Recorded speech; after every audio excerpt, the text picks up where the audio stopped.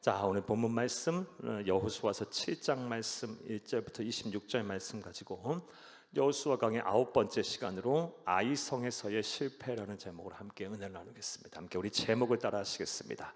아이성에서의 실패.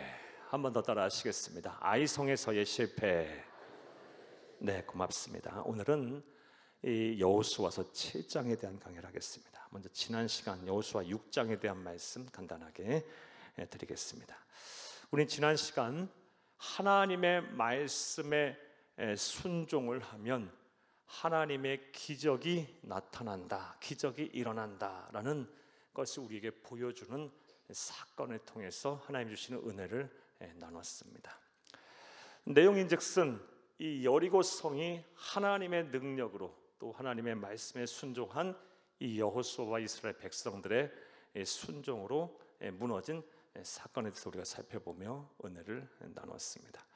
사랑하는 여러분, 이처럼 하나님의 말씀에 순종을 하면 기적이 일어납니다. 이것을 온전히 믿는 저와 여러분 되기를 간절히 주의 이름으로 축복합니다. 자, 그런데 모든 순종이 이 기적을, 하나님의 기적을 불러오는 것은 아닙니다. 순종을 하더라도 바르게 해야 합니다. 하나님 마음에 들게 해야 합니다. 성경적으로 해야 합니다. 하나님 아버지의 마음을 감동하는 순종을 할 때 비로소 하나님께서 우리에게 기적을 베풀어 주시는 것입니다. 자, 그렇다면 하나님의 기적을 불러오는, 하나님의 마음을 감동시키는 이 바른 순종이란 어떤 것일까요?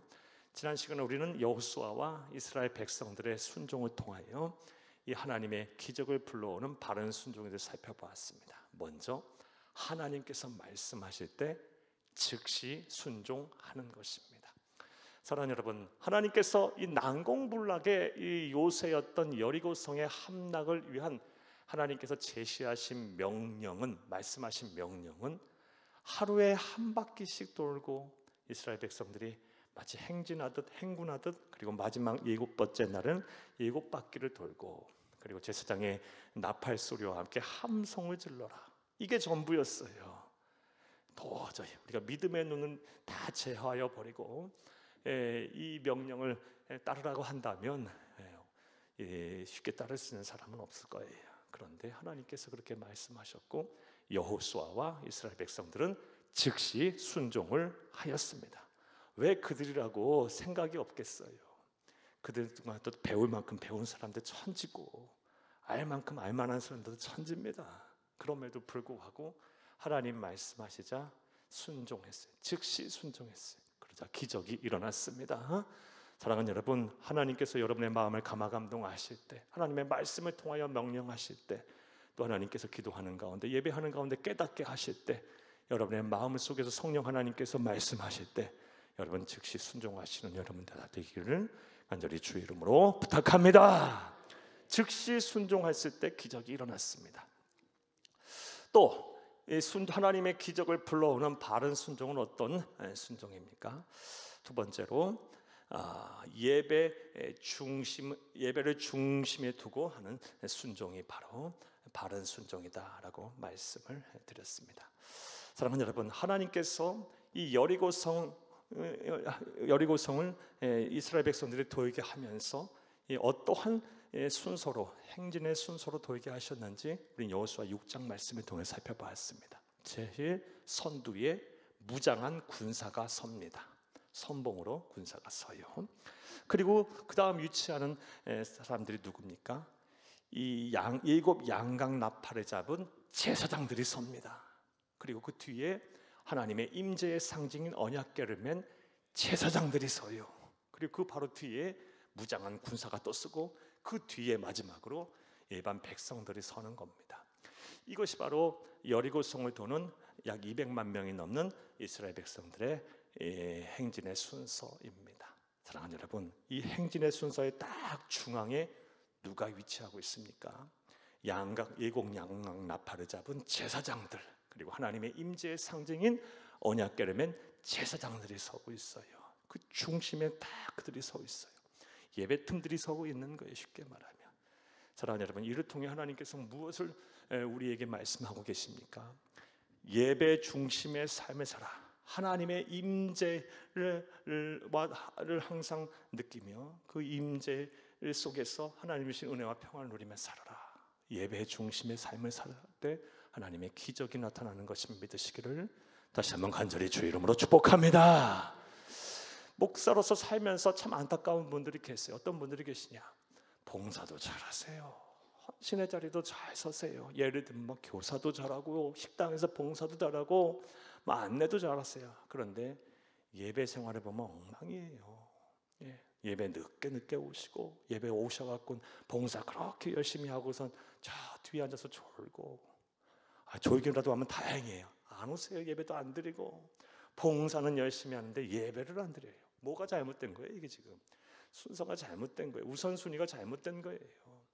하나님은 우리에게서 예배 받으시기를 원하십니다. 이 예배를 통하여 먼저 하나님께 영광을 돌려야 하고, 받은 은혜를 하나님의 은사를 가지고 나누고 우리가 섬기는 것이 바로 봉사와 헌신의 자리에 서 있는 거예요.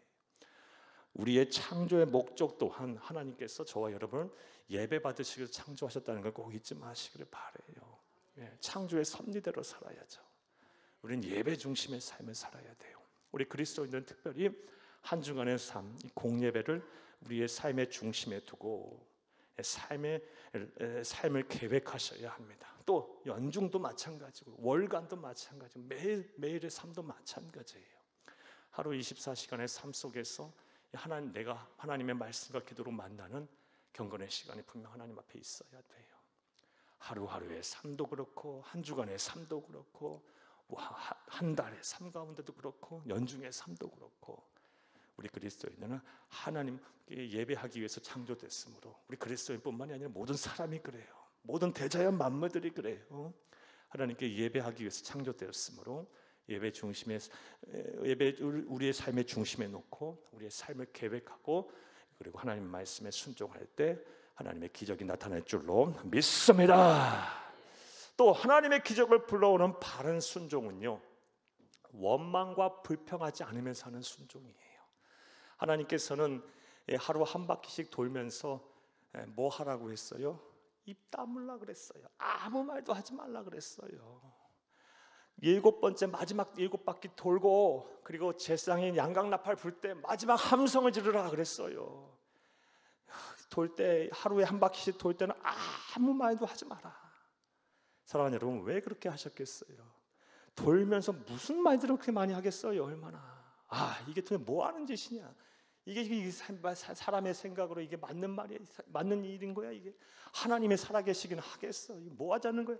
여호수아를 원망하고, 지휘관들을 원망하고, 장로들을 원망하고, 무엇보다 하나님께 원망과 불평을 하겠죠.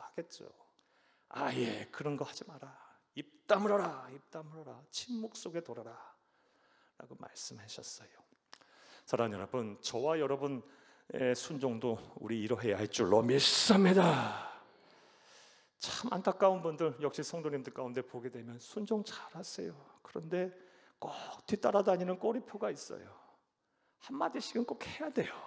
원망하고 불평하고, 원망하고 불평하고. 어차피 순종할 거 그냥 원망 불평 안 하고 하면 얼마나 좋을까요? 그렇죠?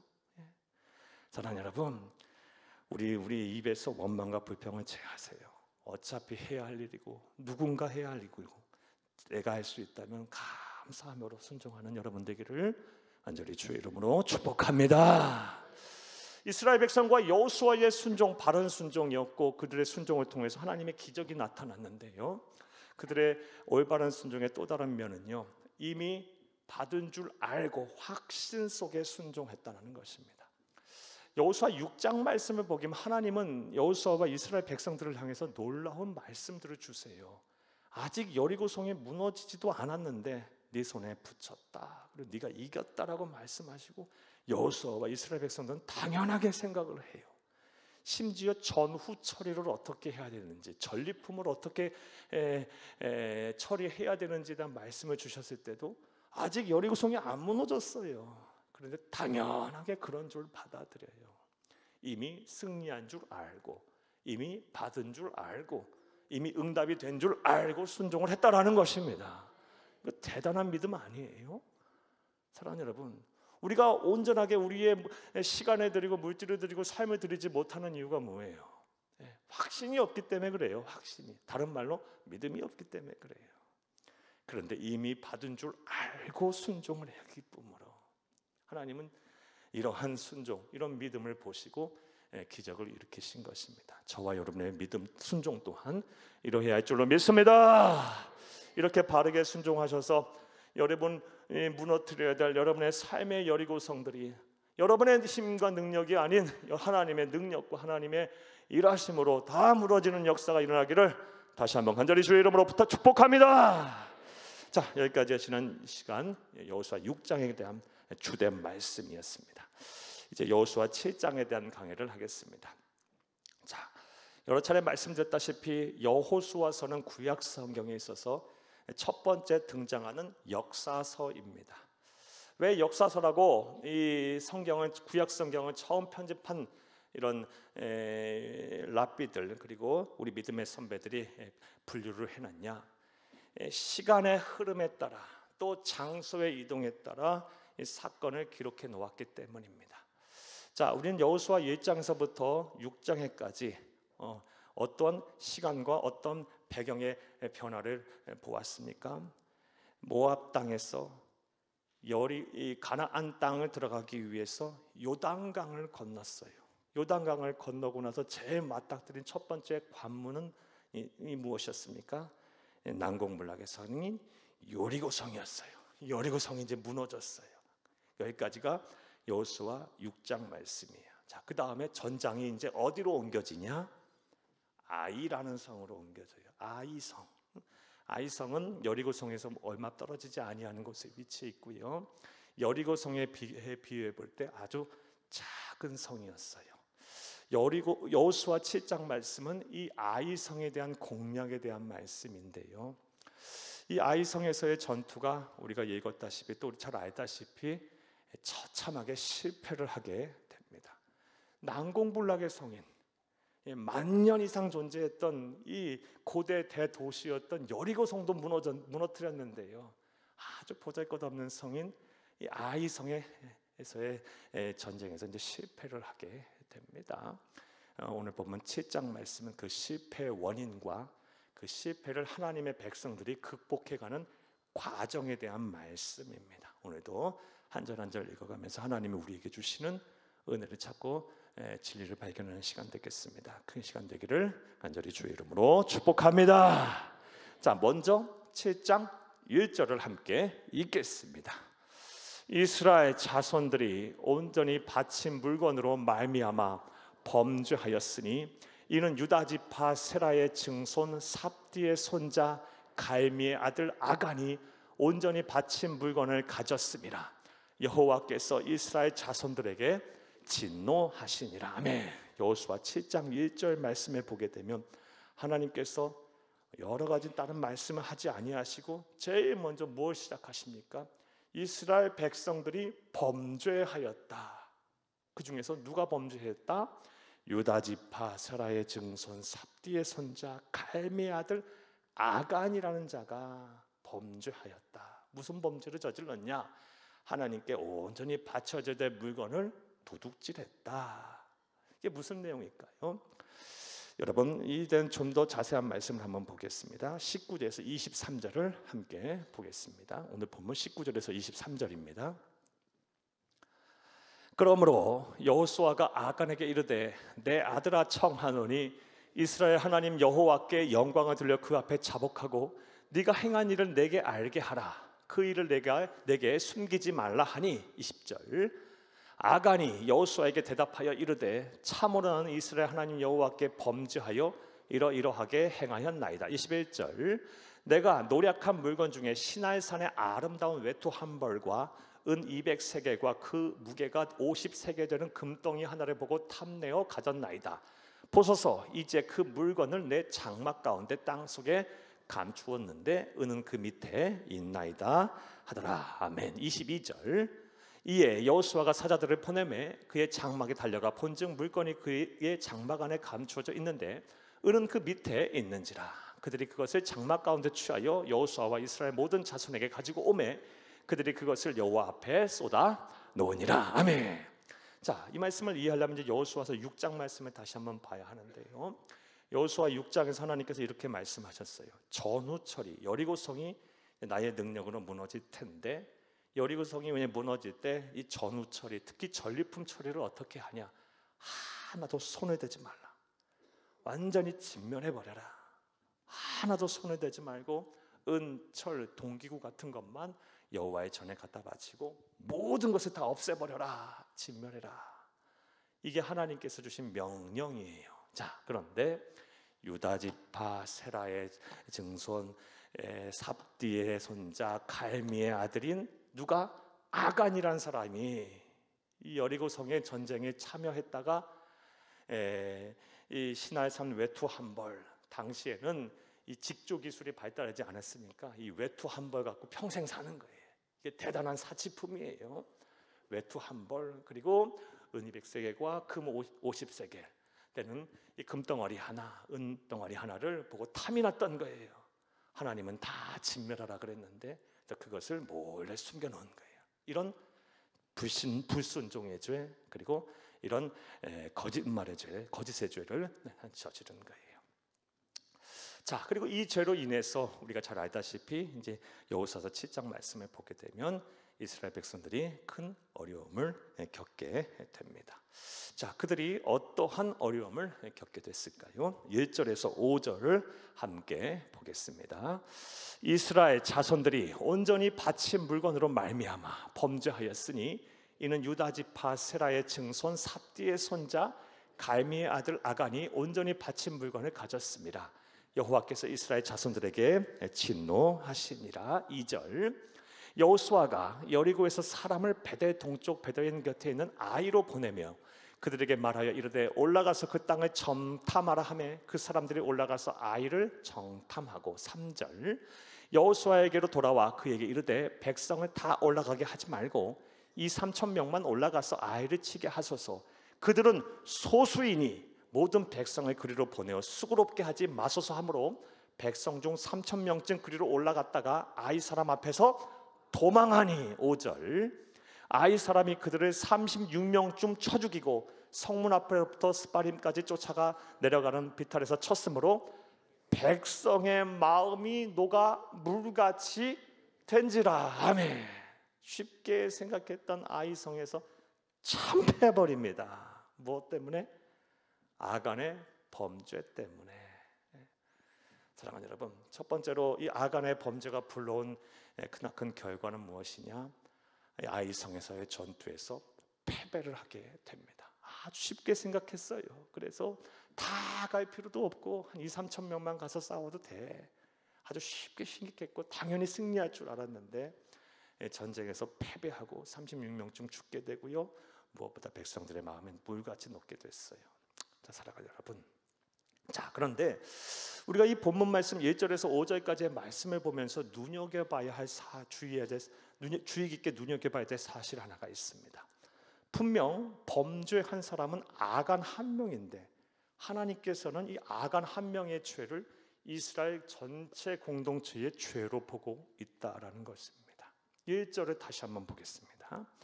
이스라엘 자손들이 온전히 바친 물건으로 말미암아 범죄하였으니. 여기까지만 보겠어요. 이스라엘 자손들이 온전히 바친 물건으로 말미암아 범죄하였다. 죄를 지은 사람은 유다 지파의 아간 한 사람뿐이에요. 그런데 하나님께서는 이스라엘 전체 공동체의 죄로 보시고 그들을 아이성에서 전투에서 패배하게 하셨어요. 자, 그렇다면 그 이유가 무엇일까요? 그리고 오늘 우리에게 주시는 영적 교훈은 무엇일까요? 사랑하는 여러분, 여러 차례 말씀드렸다시피 구약은 오늘날 우리의 시대인 이 신약 시대의 많은 것을 예표하고 상징합니다. 특별히 이 출애굽한, 그래서 가나안 땅을 정복해야 할 이스라엘 공동체는 오늘날 신약 시대에 누구를 상징합니까? 바로 우리들을 상징해요. 교회를 상징해요. 사랑하는 여러분, 근데 교회는 어떤 공동체예요? 예수님의 피값으로 세워진, 예수님의 보혈의 피로 한 형제 자매가 된 가족 공동체예요. 또 교회는 어떤 곳입니까? 예수님이 머리가 되시고 우리는 각 지체가 된 한 몸 공동체예요. 이해되셨습니까? 따라서 가족 중에 누가 하나가 죄를 범하고 누가 하나 잘못되고 누가 하나가 큰 사건 사고에 휘말리게 되면 어떻게 돼요? 온 가족이 다 힘든 거예요. 또 책임도 같이 져야 되고요. 또 한 몸 공동체라 하면 더 말할 것도 없겠죠. 사랑하는 여러분, 만약에 이 새끼손가락 하나가 아파요. 그러면 이 새끼손가락만 아픕니까? 이거 하나로 인해서 온몸이 아픈 거예요. 마음도 아파요. 사는 것도 힘들고요. 사랑하는 여러분, 마찬가지예요. 이스라엘 공동체는 신앙 공동체고요, 가족 공동체예요. 따라서 교회를 상징하고 오늘 신앙 공동체는 가족 공동체도 상징하기도 해요. 그러하기에 아간 한 사람의 죄를 이스라엘 전체 공동체로의 죄로 하나님이 보시고 있는 것입니다. 따라서 이 아간 같은 한 사람이 죄를 범하는 몸으로 인하여 저는 여러분 온 신앙 공동체인 교회 공동체인 가족 공동체인 이스라엘 백성들이 어려움을 당했듯이 오늘날 우리가 세상을 살면서 우리가 하나님 앞에 범죄하고 하나님 말씀대로 살지 않게 되면 우리로 인해서 또 누가 피해를 보는 거예요? 우리의 가족이 어려움을 당할 수도 있고 또 신앙 공동체인 교회가 어려움을 당할 수도 있는 것입니다. 그래서 우리는 항상 바르게 살아야 돼요. 오늘 본문 말씀을 보게 되면 아간 한 사람의 죄로 인해요 그의 집안이 그냥 완전히 멸문지화를 당해요. 여러분 이 말씀 한번 보겠습니다. 24, 26절을 함께 보겠습니다. 24, 26절입니다. 여호수아가 이스라엘 모든 사람과 더불어 세라의 아들 아간을 잡고 그 은과 그 외투와 그 금덩어리 그의 아들들과 그의 딸들과 그의 소들과 그의 나귀들과 그의 양들과 그의 장막과 그에게 속한 모든 것을 이끌고 아골 골짜기로 가서 25절 여호수아가 이르되 네가 어찌하여 우리를 괴롭게 하였느냐 여호와께서 오늘 너를 괴롭게 하시리라 하니 온 이스라엘이 그를 돌로 치고 물건들도 돌로 치고 불사르고 26절 그 위에 돌무더기를 크게 쌓았더니 오늘까지 있더라. 여호와께서 그의 맹렬한 진노를 그치시니 그러므로 그곳 이름은 오늘까지 아골 골짜기라 부르더라. 아멘. 아간 한 사람으로 인하여 그의 집안은 모든 사람들 아들, 딸, 가축들 심지어 모든 물건들까지 그냥 다 망해버렸어요. 여러분 시사하는 바가 있는 거예요. 우리 하나님께서는 이러한 사건들을 통해서 우리에게 예수 오실 때가 이 세상에 존재할 모든 그리스도인에게 말씀하고자 하는 교훈이 있으신 거예요. 사랑하는 여러분, 저와 여러분이 우리의 모든 자녀들과 후손들 그리고 모든 가족들 나와 함께한 모든 사람들에게 축복의 조상이 되고 믿음의 조상이 돼야지 나로 인하여 나의 범죄로 인하여 나의 잘못으로 인하여 우리의 가족이 어려움을 당하고 교회가 어려움을 당하고 나와 관계된 사람들이 손해를 보고 그래서야 되겠습니까? 안 되죠. 당연히요. 당연히 안 되지. 사랑하는 여러분, 저와 여러분 하나님의 나라 가는 그날까지 여러분 꼭 하나님 앞에 기도하세요. 그리고 각오를 단단히 하고 새롭게 하세요. 나로 인하여 많은 사람들이 복을 받게 하세요. 나로 인하여 많은 사람들이 예수를 알게 하시고 나로 인하여 많은 사람들이 하나님 앞에 돌아오게 하시고 나로 인하여 많은 사람들이 하나님의 사랑을 알게 해주세요. 내가 복의 통로가 되게 하시고 나를 복의 근원으로 삼아주세요. 그래서 나로 인하여 내 자녀들과 후손들이 잘 되고 내 자녀들과 후손들이 또 나보다 더 예수를 잘 믿고 더 그런 축복의 조상들이 되고 그런 복의 근원들이 다 되기를 다시 한번 간절히 주의 이름으로 축복합니다. 아간 한 사람을 인하여 가족이 멸문지화를 당하고요 이스라엘 전체 신앙 공동체가 큰 어려움에 빠졌어요. 저와 여러분에게 주실 하나님의 음성입니다. 자, 이 아간 한 사람의 죄로 인해 이스라엘 백성들이 어떠한 어려움을 당했습니까? 첫 번째 어려움은 아이성의 전투에서 패배를 하게 됩니다. 생각지도 못한 패배였어요.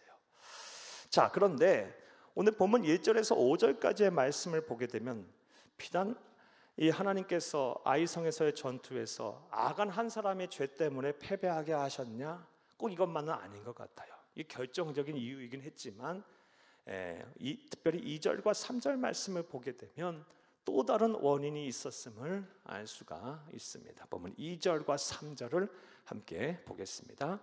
여호수아가 여리고에서 사람을 베델 동쪽 베다윈 곁에 있는 아이로 보내며 그들에게 말하여 이르되 올라가서 그 땅을 정탐하라 하매 그 사람들이 올라가서 아이를 정탐하고 3절 여호수아에게로 돌아와 그에게 이르되 백성을 다 올라가게 하지 말고 2-3천 명만 올라가서 아이를 치게 하소서. 그들은 소수이니 모든 백성을 그리로 보내어 수고롭게 하지 마소서 하므로 아멘.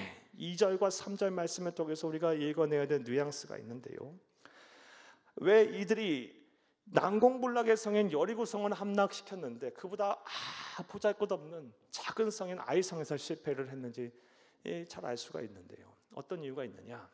이 아간의 죄 말고, 사랑하는 여러분, 여리고성을 함락시킬 때 그 여리고성 말고 또 이후에 전개되는 다른 정복 전쟁에서도 다 마찬가지인데요, 먼저 누구에게 나아가서 기도하고 묻습니까?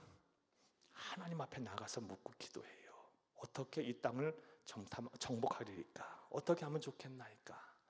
그런데 오늘 본문 2절과 3절 말씀 보게 되면 아이성 정복 전쟁에서는요 그런 거 하지 않아요. 여호수아도 이미 승리에 도취된 거예요.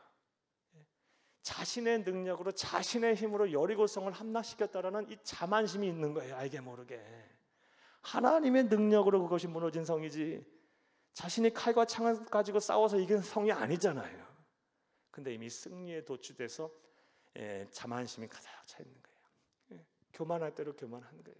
하나님한테 묻지 않아요.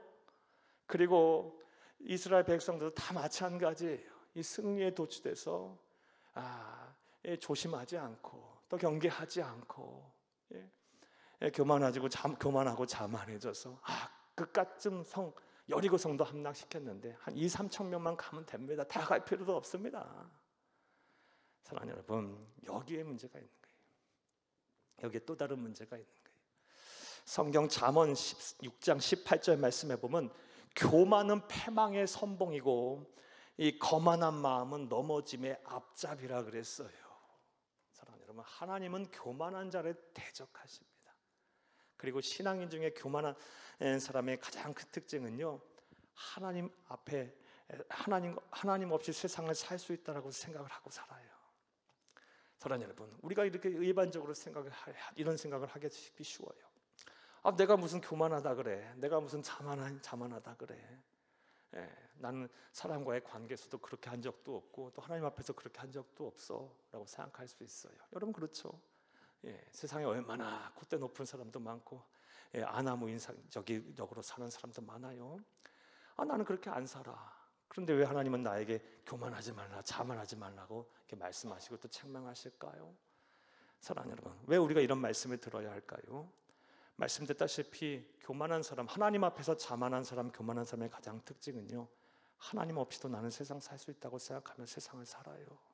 그리고 대표적인 행동이 뭐예요? 기도하지 않아. 왜? 기도하지 않아도 난 하나님의 능력 없고 하나님의 나와 함께 하시지 않아도 나는 세상 사는데 문제가 없거든. 그러면서 내 신앙은 아무 문제가 없다, 내 신앙은 건강하다, 내 신앙의 생활에는 이상이 없다라고 생각해요. 교만한 사람의 가장 큰 특징은요, 하나님 앞에 영적 교만을 가진 사람의 특징은 기도하지 않아요. 내가 뭐하러 기도해? 난 내 뜻대로, 내 생각대로, 내 계획대로, 내 능력으로 세상 사는데 내가 문제 해결할 수 있는데, 내 삶의 문제를 해결할 수 있고. 대표적인 경우예요. 안 묻잖아요. 하나님 앞에 여호수아도 안 묻고 있잖아요. 기도하지 않고 그냥 자신이 독단적으로 행동해서 정탐꾼 보내버리잖아요. 그리고 자신이 스스로 결정해버리잖아요. 2-3천 명만 보내면 됩니다. 이 정복전쟁은 하나님이 하시는 정복전쟁이거든요. 사랑하는 여러분, 여기에 그들의 실패 원인이 또 다른 실패 원인이 있어요. 아간 한 사람의 죄, 이스라엘 전체의 죄로 보신 이 불신앙과 불순종의 죄와 더불어 이 영적인 교만함, 자만심이 이 아이성 패배의 주된 원인이었습니다. 하나님의 나라 가는 그날까지 우리가 수없이 무너뜨려야 될 여리고성, 또 다른 아이성이 우리 가운데 있을 텐데 이 여리고 성도 무너뜨리고 아이성도 무너뜨려야 돼요. 그럴 때마다 사랑하는 하나님 여러분, 그만하지 말고 자만하지 말고 거만한 마음 버리고 하나님을 의지하여 하나님의 능력으로 여러분이 무너뜨려야 될 여리고 성과 아이성들을 다 무너뜨려 나가시기를 간절히 주의 이름으로 축복합니다. 자, 어쨌든 주된 원인은 아간의 불순종이었고 거짓이었고 하나님의 말씀에 대한 불순종이었어요. 이 죄로 인해서 아이성 전투에서 큰 실패를 맛보게 됩니다. 자, 두 번째 또 다른 결과, 어떤 결과가 초래되게 되느냐? 두 번째 결과는요, 여호수아와 장로들 그리고 모든 이스라엘 백성들이 두려움에 빠지게 됩니다. 본문 5절에서 9절을 함께 보겠습니다. 이 사람이 그들을 36명중 쳐 죽이고 성문 앞에서부터 스바림까지 쫓아가 내려가는 비탈에서 쳤으므로 백성의 마음이 녹아 물같이 된지라. 아멘. 여러분, 마음이 녹아 물같이 된 게 뭐예요? 그냥 정신줄을 놔버린 거예요. 그냥 낙심 정도가 아니고요, 절망해 버린 거예요. 아무것도 못한 상태가 돼버린 거예요. 여러분, 그런 지경, 그런 상황 여러분 한 번쯤은 다 겪어보셨죠? 그냥 팽팽하던 이 긴장의 끈이 다 끊어져 버린 거예요. 그래서 나는 아무것도 못하는 지경에 처하게 돼버린 그런 상황. 이 사람들이 그렇게 이런 두려움에 빠져서 이렇게 돼버린 거예요. 자, 백성들도 이렇게 됐는데 문제는요, 여호수아와 그들의 지도자들이라고, 이스라엘 백성의 지도자들이라고 할 수 있는 장로들이 두려움에 빠졌다는 것이 큰 문제였어요. 6절에서 9절을 함께 보겠습니다. 여호수아가 옷을 찢고 이스라엘 장로들도 함께 여호와의 궤 앞에서 땅에 엎드려 머리에 티끌을 뒤집어 쓰고 저물도록 있다가. 아멘. 6절 말씀에 보면 구약 성경에 나오는 큰 슬픔에 빠졌다라는 것을 표현하는 상투적인 행위가 나오는데요, 옷을 찢고 머리에 죄를 뒤집어 쓰고 또 죄 위에 앉고, 이게 큰 슬픔에 빠졌을 때, 큰 절망 속에 있을 때를 표현하는 이스라엘 백성들의 구체적인 행동이에요. 7절 읽겠습니다. 이르되 슬프도소이다. 주 여호와여, 어찌하여 이 백성을 인도하여 요단을 건너게 하시고 우리를 아모리 사람의 손에 넘겨 멸망시키려 하셨나이까. 우리가 요단 저쪽에 만족하게 하여 거주하였더라면 좋을 뻔하였나이다. 이 말 속에, 이 탄식의 이 부르짖음 속에 어떤 뉘앙스가 느껴지세요? 희망이 안 보이죠? 8절 읽겠습니다. 주여, 이스라엘이 그의 원수 앞에서 돌아섰으니 내가 무슨 말을 하오리까? 여호수아와 리더들의 하는 말이에요. 내가 무슨 말을 더 하오리까? 자, 9절을 잘 봐야 됩니다. 가나안 사람과 이 땅의 모든 사람들이 듣고 우리를 둘러싸고 우리 이름을 세상에서 끊으리니 주의 크신 이름을 위하여 어떻게 하시려 하나이까 하니. 아멘.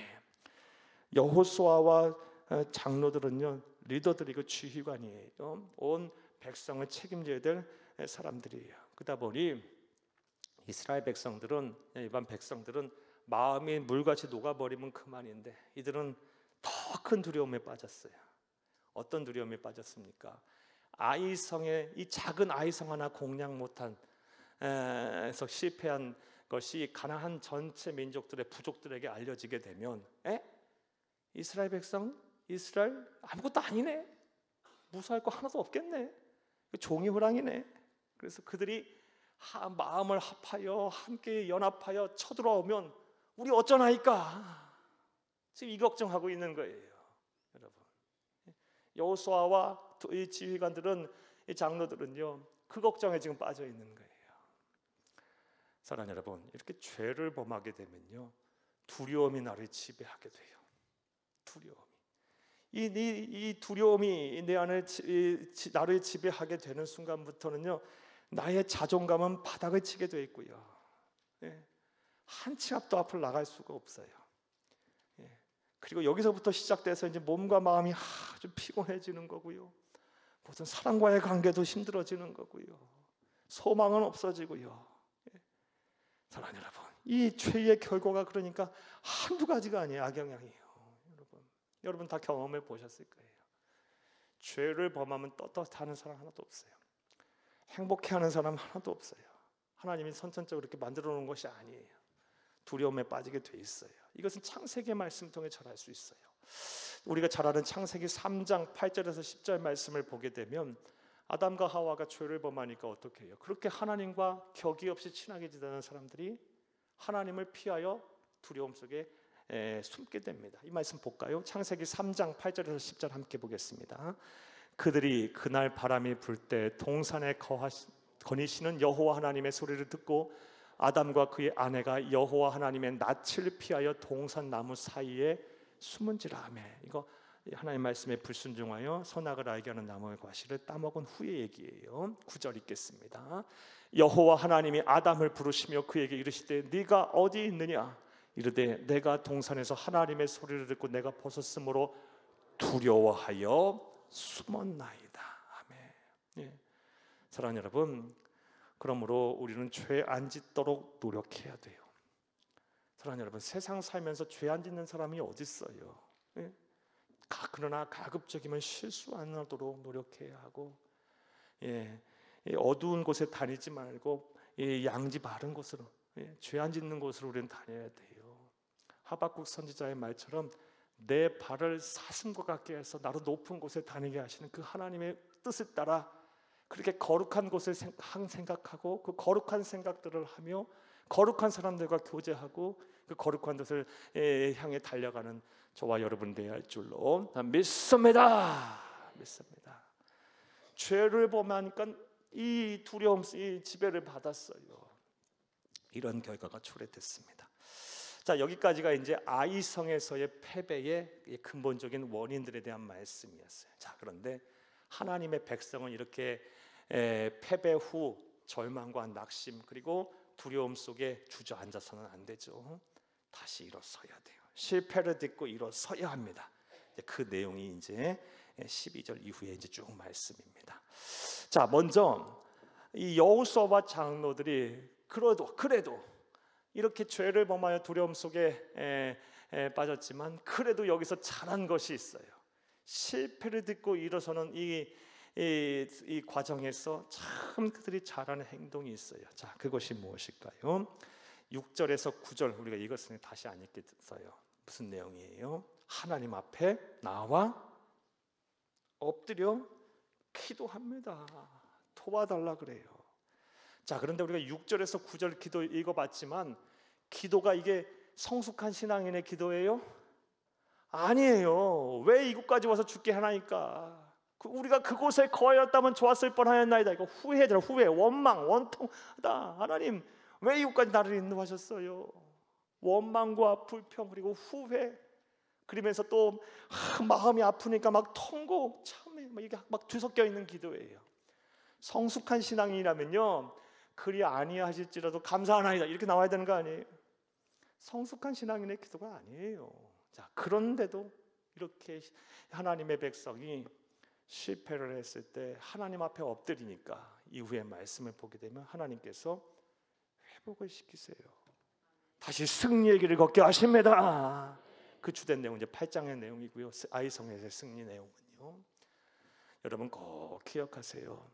세상 살다 보면 자칫 하나님의 뜻에 불순종하고 불신앙의 길을 걷게 되고 또 자만과 교만 또 거만한 마음이 들어서 또 여러 가지 세상의 유혹과 또 시험에 타협을 해서 실패를 당할 때가 있어요.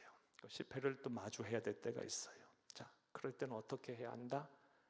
두려움 속에 내 자신을 맡기고 절망에 강해서 허우적거려야 된다? 아니죠. 하나님 백성은 그렇게 살아서는 안 돼요. 실패를 딛고 다시 일어서야 합니다. 그 시작이 무엇이다? 하나님 앞에 통곡하는 거예요. 잊지 마세요. 하나님 앞에 통곡하는 거예요. 와서요, 오늘 여호수아와 이스라엘 장로들이 한 기도처럼 원망해도 좋고 불평해도 좋고 막 짜증을 부려도 좋아요. 하나님 앞에 왜 나를 이렇게 하냐, 힘들게 어렵게 하냐고 하나님 앞에 따져도 좋아요. 여러분, 우리 종종 봤지만 이 시편, 다윗 시편을 보게 되면 하나님 앞에 얼마나 막 원망 불평 짜증하고 막 그리고 막 하나님 앞에 막 다른 사람 막 죽여달라, 나 힘들게 어렵게 하는 사람 막 없애달라, 막 이런 기도도 막 하고 그러잖아요. 하나님 여러분, 나의 이 힘들고 어려운 마음을 어디 가서 쏟아낼 거냐는 거예요. 실패를 당했을 때 그것이 나로 인해 비롯된 원인에서 비롯된 실패이건 아니면 타인에 의해서 내가 영향을 입어서 받게 된 실패건 간에 그건 되게 중요치 않아. 실패한 결과가 중요한 거니까. 실패를 했을 때는 어떻게 한다? 하나님의 백성은 하나님 앞에 나와 통곡을 해야 된다. 꼭 기억하시는 여러분 되기를 간절히 주의 이름으로 부탁합니다. 시편 50편 15절 말씀, 이 말씀을 외우세요. 함께 보겠습니다. 환난 날에 나를 부르라. 내가 너를 건지리니 네가 나를 영화롭게 하리로다. 아멘. 여러분 이 말만 기억해도 돼. 환난 날에 나를 부르라. 따라해봐요. 환난 날에 나를 부르라. 이건 기억할 수 있잖아요. 환난 날에 나를 부르라. 환난 날에 나를 부르라. 환난 날에 나를 부르라. 그럼 뒤에 말씀 뭐 건지고 구원하고 영화롭게 하겠지. 환난 날에 나를 부르라. 환난 날에 나를 부르라. 환난 날에 나를 부르라. 이 부르라는 건 기도하라는 거, 뭐 통곡하라는 거, 뭐 하나님 앞에 나와 내 마음을 쏟으라는 거, 뭐 어떤 명령이 해도 좋아요. 그럼 하나님께서 반드시 여러분의 삶의 문제를 해결하시고, 하나님은 참 좋으신 분이에요. 마치 떼쟁이들이 막 떼를 쓰면서 막 해달라는 거 막 해도 부모는 어때요? 물론 그거 지켜보기도 하고 그 뜻을 막 꺾으려고도 하고 하지만 부모는 결국 자녀에게 저요. 자녀에게는 부모가 어디 있어요? 하나님 똑같은 분인 것 같아요. 당장 안 해주시면 언젠가 해주셔. 야, 이게 하나님이세요. 언젠가 꼭 기억하고 있다가 저는 그런 은혜를 참 많이 체험해요. 여러분 어떻게 저에게만 주시는 은혜겠어요? 우리 모두에게 주시는 은혜인 줄 믿습니다. 자, 이렇게 기도했더니 이제 하나님께서 아이성에서의 실패를 만회할 수 있는, 만회 정도가 아니라 다시 승리의 길로 갈 수 있는 길을 제시하십니다. 그 내용이 이제 12절부터 26절까지의 말씀입니다. 자, 그런데 그에 앞서서 먼저 우리가 주의 깊게 봐야 될 말씀 하나가 더 있네요. 12절 말씀을 잘 봐야 하는데요. 12절 말씀에 하나님 앞에 우리가 죄를 범했을 때 궁극적으로 가장 문제가 되는 것이 무엇인지를 잘 봐야 돼요. 12절 말씀 보겠습니다. 그러므로 이스라엘 자손들이 그들의 원수 앞에 능히 맞서지 못하고 그 앞에 돌아섰나니 이는 그들도 온전히 바친 것이 됨이라. 그 온전히 바친 물건을 너희 중에서 멸하지 아니하면 내가 다시는 너희와 함께 있지 아니하리라. 이게 죄의 궁극적인 가장 큰 문제예요.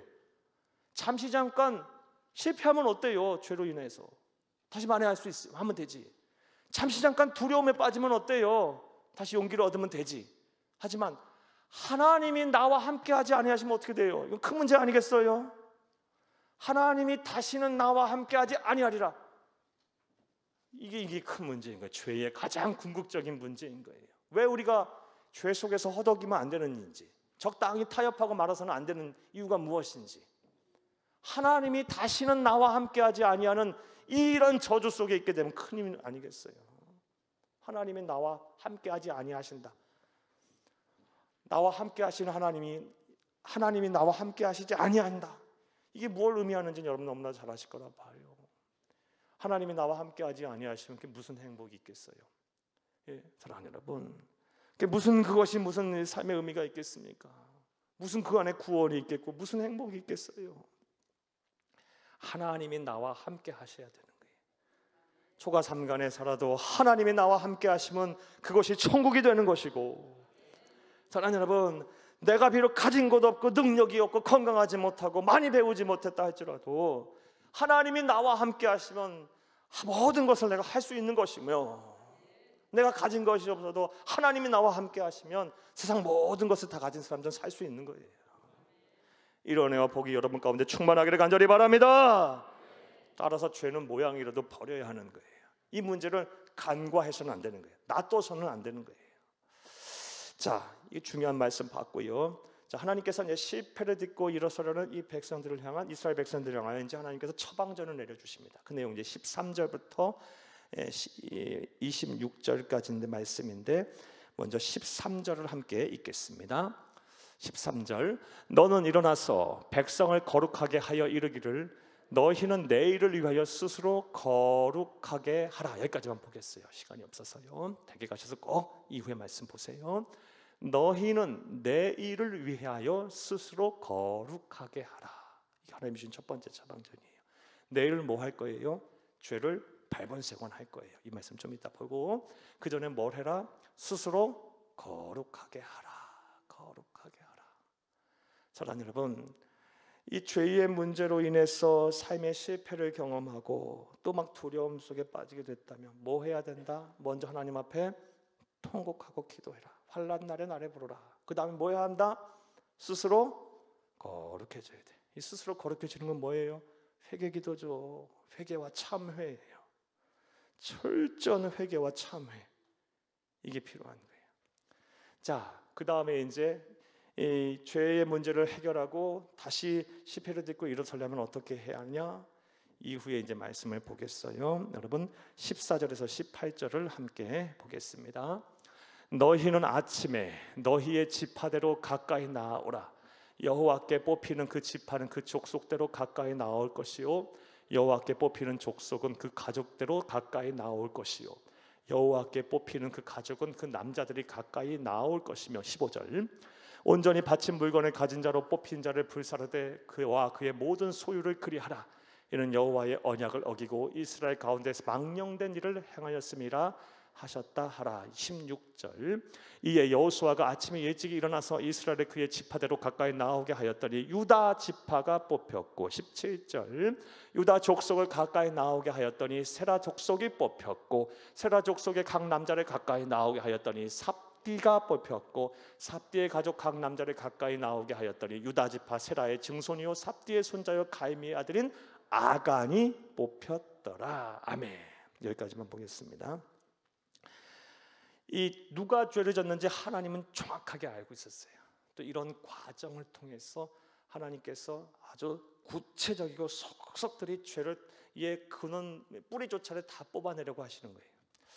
사랑하는 여러분, 실패를 딛고 다시 일어서려면요, 죄를 뿌리채 뽑아내야 돼요. 그리고 우리가 이미 읽었던 말씀대로 이 하나님께서는 아간 한 사람만 처벌하지 않아요. 그의 모든 일과 모든 심지어 가축들이 무슨 죄예요? 가축들, 심지어 장막 안에 있는 물건들 전부 거기다 돌 던지고 거기다 불사르라고 해버려요. 뿌리채 뽑아버려라. 실패를 딛고 다시 이 죄의 문제로 해서 벗어나 새로운 승리의 길을 걸어가려면요, 죄를 이렇게 발본색원해야 돼요. 근데 안타깝게도 많은 분들이 그렇지 않아요. 적당히 회개하고 적당히 시간이 지난 이후에는요, 또다시 원래 그 자리를 가 있어요. 그게 무엇이 됐든 간에, 그것이 뭐 성적인 타락이든 게으름이든 거짓말이든 불순종이든 남 미워하고 막 아프게 하는 거든 뭐든 간에 그 순간에는 회개하고 하나님 다시는 안 그러겠어요, 어떻게 하겠어요, 막 눈물 콧물 흘리며 회개한다 할지라도 근원적인 것을 완전히 뿌리 뽑지 않기에 하나님은 아간 한 사람이 아닌 그의 딸들 아들들 전부 다 그의 가축들 심지어 물건들까지 다 돌로 치고 불사르기까지 하면서 아예 발본색을 시키려고 하는데, 우리는 그렇게까지 하지 않으니까 다시 시간이 지나게 되면 원래 똑같은 모습으로 돌아가 있는 거예요. 사랑하는 여러분, 물론 하나님은 70번에 7번씩도 용서하실 거예요. 그런데 그러한 과정 속에서 또 얼마나 많은 시행착오를 겪고 또 얼마나 많은 아픔과 상처와 또 얼마나 많은 시련을 겪겠습니까? 사랑하는 여러분, 하나님의 말씀 속에서 왜 하나님께서 이렇게 아간의 죄를 적나라하게 고발하시면서 우리에게 이렇게 처방전 그리고 이스라엘 백성들의 모든 이 처리 과정을 자세하게 기록하시고 남겨놓으신 이유가 있는 거예요. 이런 말씀들을 통해서 깨닫는 바가 있어라, 보고 배워라, 반면교사 삼아라, 이 말씀 우리에게 주고 계시는 거예요. 사랑하는 여러분, 여러분에게 있어서 뿌리채 뽑아내야 할 죄가 무엇입니까?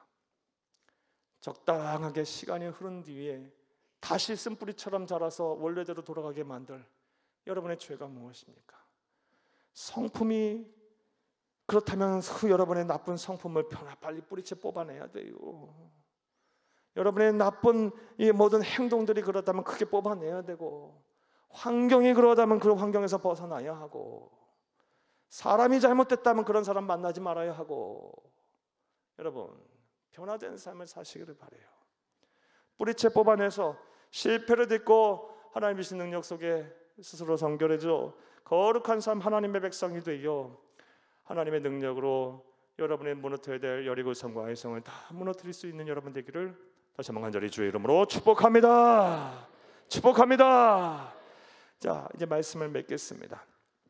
오늘은 이 아이성에서의 실패를 통해서 우리가 하나님이 우리에게 주시는 이 영적인 교훈과 진리의 말씀을 들었어요.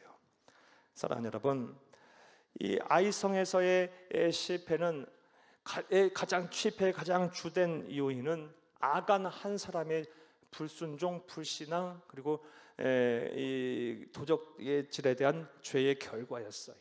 그런데 하나님께서는 이 아간 한 사람의 죄를 그 한 사람 개인의 죄로 여기지 아니하시고 온 이스라엘 백성 전체의 죄로 여기셨어요.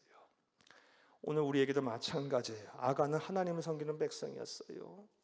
우리의 죄, 우리의 잘못 한 사람, 우리의 죄로 인해서 우리의 가정이 어려움을 당할 수 있고, 무엇보다 우리의 신앙 공동체인 교회가 어려움을 당할 수 있어요. 하나님의 영광을 가릴 수 있어요. 매사 조심하셔야 합니다. 그리고 또 이 아이성에서의 실패의 또 다른 원인은 여호수아와 이스라엘 백성들의 자만과 교만한 결과였어요. 사랑하는 여러분, 하나님의 백성이 뭐 얼마나 자만하고 얼마나 교만하겠어요. 그러나 내가 자만한 삶, 교만한 삶을 산다는 증거가 뭐예요? 기도하지 않는 것, 하나님께 묻지 않는 것, 하나님의 능력이 나와 함께하지 않아도 나는 세상 살 수 있다라는 이 오만한 생각, 이게 나는 옵션이 너무 많아, 난 능력이 있어, 내 계획대로 내가 생각한 대로 하면 나 삶에 문제가 없어, 이게 바로 영적인 교만 아니겠어요? 하나님의 음성을, 오늘 저와 이 말씀을 통해 주신 하나님의 음성을 꼭 마음에 새기는 여러분 되기를 간절히 바랍니다. 죄를 범하게 되면 두려움의 지배를 받게 돼 있어요. 사랑하는 여러분, 따라서 이 죄는 반드시 극복이 되어야 합니다. 죄의 문제로 인해서 여러분의 실패를 마주하게 됐을 때는 무엇을 해야 된다? 환난 날에 나를 보러라. 무슨 말이라도 좋으리 하나님 앞에 와서 통곡을 하세요. 우리가 어디서 우리의 이 아픈 마음, 다친 마음, 상처 입은 심령에 있는 쏟아내 모든 영혼의 이 아픔들을 쏟아내겠어요? 사람에게 천만에, 하나님에게 쏟아내셔야 돼. 하나님 앞에 통곡하며 쏟아내세요. 그리고 하나님이 이끄시는 대로, 하나님 깨닫게 하시는 대로 행동하세요. 스스로 거룩해져라. 회개, 참회, 우에 죄를 발본세고라라고 말씀하신 뜻에 따라 이전의 삶에서 벗어난 삶, 해결해야 될 문제, 벗어나야 될 문제에서 완전히 벗어난 하나님의 백성다운 삶을 사셔서 이후에 전개되는 말씀대로 사랑하는 여러분, 여러분이 무너뜨려야 될 아이성, 여리고성, 하나님의 능력으로 아낌없이 무너뜨릴 수 있는 여러분 되기를, 가뿐히 넉넉히 이길 수 있는 여러분 되기를 간절히 주의 이름으로 축복합니다. 축복합니다. 축복합니다.